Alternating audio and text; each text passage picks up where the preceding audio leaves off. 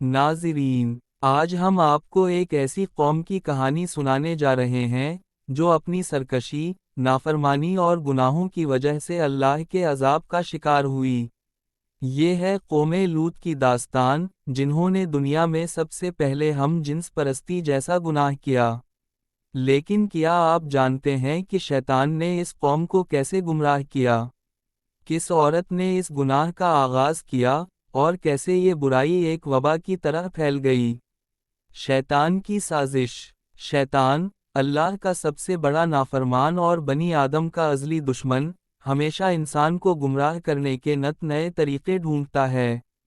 قرآن مجید میں ذکر ملتا ہے کہ شیطان کی ایک نسل ہے جو مختلف گناہوں کے فروغ کے لیے کام کرتی ہے۔ انہی میں سے ایک ہے شیطان کی بیٹی لاکیس، جسے ابلیس نے ایک خاص مشن کے لیے قوم لوط کی طرف بھیجا۔ قوم لوط کی حالت۔ یہ قوم اردن کے علاقے میں آباد تھی، جہاں سدوم اور عمورہ کے دو مشہور علاقے تھے۔ یہ لوگ مال و دولت میں خوشحال تھے، لیکن ان کے دل گناہوں کی طرف مائل ہو چکے تھے۔ ابلیس نے انہیں مردوں کے ساتھ بدعملی کرنا سکھایا، یہاں تک کہ وہ اپنی عورتوں سے بے نیاز ہو گئے۔ لاکیس کا کردار۔ جب قوم لوط کے مردوں نے عورتوں سے رغبت چھوڑ دی، تو شیطان نے اپنی بیٹی لاکیس کو ایک خوبصورت عورت کی شکل میں قوم لوط کی عورتوں کے پاس بھیجا۔ اس نے ان عورتوں کو ورگلایا اور کہا، اگر ہمارے مرد ہمیں چھوڑ چکے ہیں، تو ہمیں بھی ان کی ضرورت نہیں۔ ہم اپنی خواہشات کو آپس میں پورا کر سکتے ہیں۔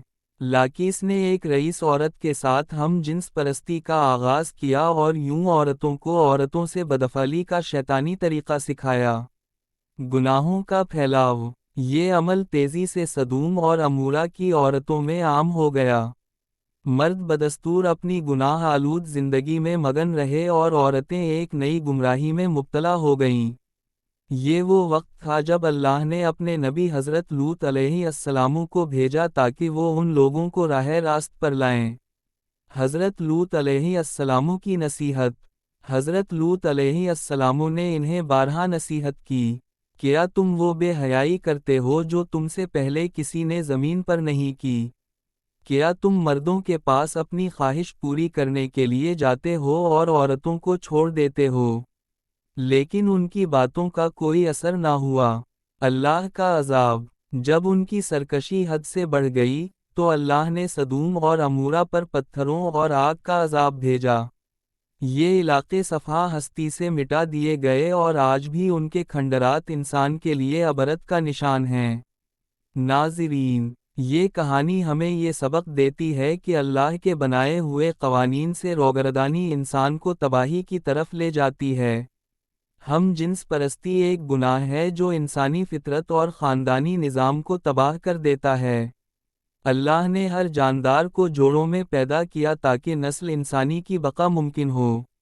اللہ کا قانون ہمیشہ حق اور فطرت کے عین مطابق ہے، اور ہمیں اپنی زندگی اسی کے مطابق گزارنی چاہیے۔ دور جدید میں، جہاں ہم جنس پرستی کو حقوق کے نام پر فروغ دیا جا رہا ہے، ہمیں اپنی نسلوں کو اس گناہ سے بچانے کے لیے قرآن و سنت کی روشنی میں زندگی گزارنے کی ترغیب دینی چاہیے۔ اللہ ہمیں صراط مستقیم پر چلنے کی توفیق عطا فرمائے۔ آمین۔ السلام علیکم ورحمۃ اللہ وبرکاتہ۔